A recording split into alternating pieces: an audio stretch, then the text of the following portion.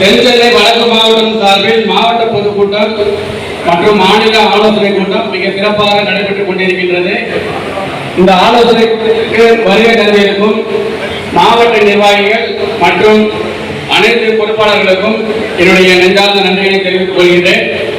இப்போ 42வது மாநில மாநாடு நம்ம கொண்டாடுறோம். இது முழுக்க சுதேசி நாயகன் வெள்ளையன் அவர்களால் வணிகர்களுக்காக ஒரு தினம் என்று அறிவிக்கப்பட்டது. அந்த தினத்தை தான் நாம் ஒவ்வொரு வருடமும் நாம் கொண்டாடி கொண்டிருக்கின்றோம்.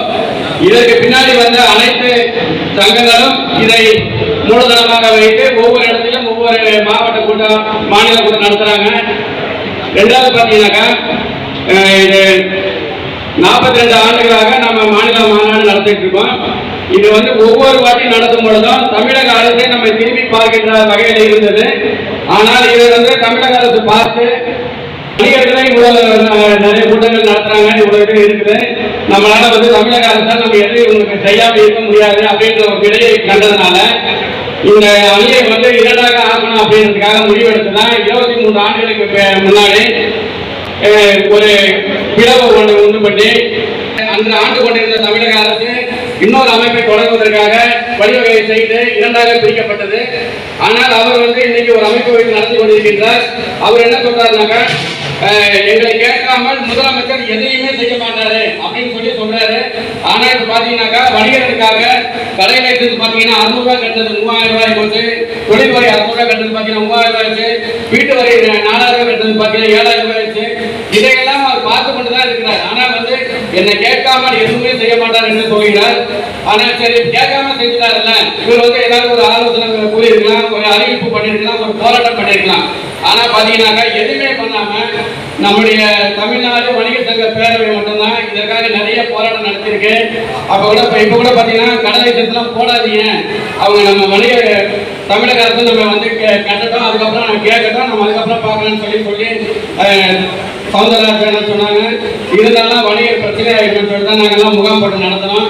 இதையெல்லாம் அவர் எதுவுமே பண்ணாம இப்ப லாஸ்டா பாத்தீங்கன்னாக்கா இந்த குப்பத்தொட்டி வணிகளை பாத்தீங்கன்னாக்கா தமிழ்நாடு வணிக சங்க பேரவைப்பின் தலைவர் தான் 1 வருஷம் கட்டுறது 2 வருஷம் கட்டுறது நாங்க தான் அதை அறிவிச்சோம், நாங்க தான் இதுக்கு முழுக்க போராடணும்னு சொல்லிட்டு ஒரு கட்டு விட்டுட்டு இருக்காரு.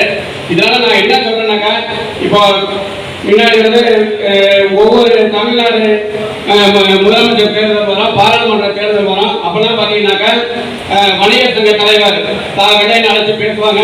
அவர் போயிருக்கிறாரு. அவர் போய் பேசும் பொழுது எங்களுடைய வணிகர்களுக்கு நீங்க என்ன செய்ய போறீங்க அப்படின்னு தான் கேட்பாரு.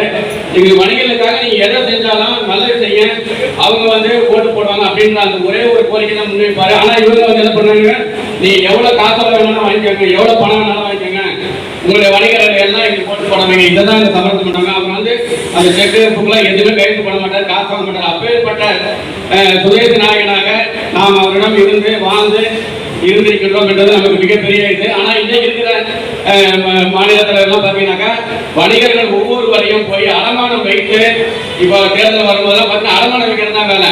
என்கிட்ட பாத்தீங்கன்னா இத்தனை சங்கம் இருக்கு, உங்களுக்கு நாங்க ஓட்டு போட வைக்கிறோம் அப்படின்ற சொல்லி ஏமாத்தி இது பண்றதுதான் வேலை. இதெல்லாம் பாத்தீங்கன்னா என்ன சொல்றேன்னாக்கா, குறைஞ்சது இன்னைக்கு ஒரு 10 மாநில தலைவர்கள் உருவாயிட்டாங்க. இவங்க பாத்தீங்கன்னா ஒவ்வொரு இடத்துலயும் மாநில மாநாடு கொண்டாடுறாங்க, நடத்துறாங்க. இதனால ஒவ்வொரு வணிகர்களுக்கும் ஒவ்வொரு வியாபாரிகளுக்கும் எதுவுமே நல்லது நடக்க போறது கிடையாது. இவங்களுடைய வாழ்வாதாரத்தையும் இவங்களுடைய தேவையையும் பூர்த்தி பண்ணிக்கிறது மட்டும்தான் நடக்குமே, கண்டி எதுவும் நடக்காது. இப்ப இவங்க தலைவராக இருக்கிறதுக்கு எல்லாத்துக்குமே ஆசை தான், இல்லைன்னு நான் சொல்ல.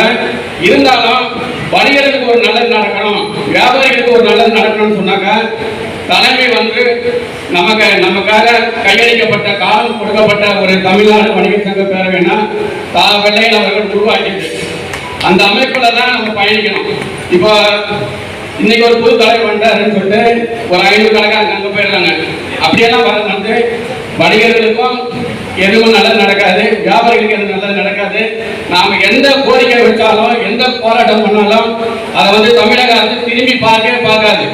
நம்ம என்ன நினைக்கிறாங்கன்னாக்கா, இவங்க 10 அமைப்பு 10 பேரை காட்டட்டும், 10 பேரை இது பண்ணட்டும், நம்ம பாட்டு கண்டுக்கிடாம போலான்றதுதான் இந்த தமிழக அரசோட வேலையா இருக்கு.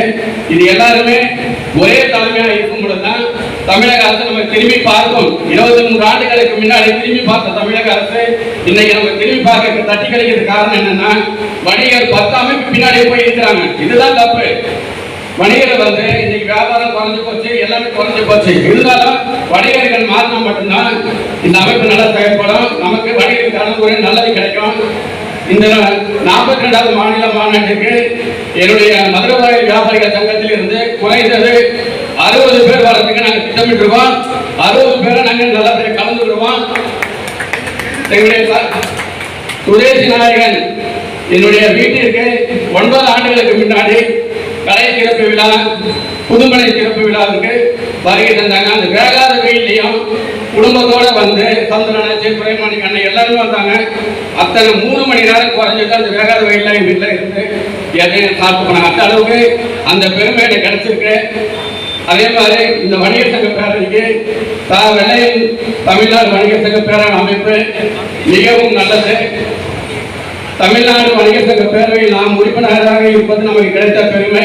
அதை வழிநடத்துவது நம் அனைவரின் கடமையும் உரிமையும் ஆகும். பேச வாய்ப்பளித்த மாவட்ட தலைவர் ஈசி பாலன் அவர்களுக்கும் மாவட்ட இளைஞரணி தலைவர் ஈவி பெருன்ராஜ் அவர்களுக்கும் என்னுடைய நன்றிகளையும் வாழ்த்துக்களையும் தெரிவித்துக் கொள்கின்றேன். அனைவருக்கும் நன்றி, வணக்கம்.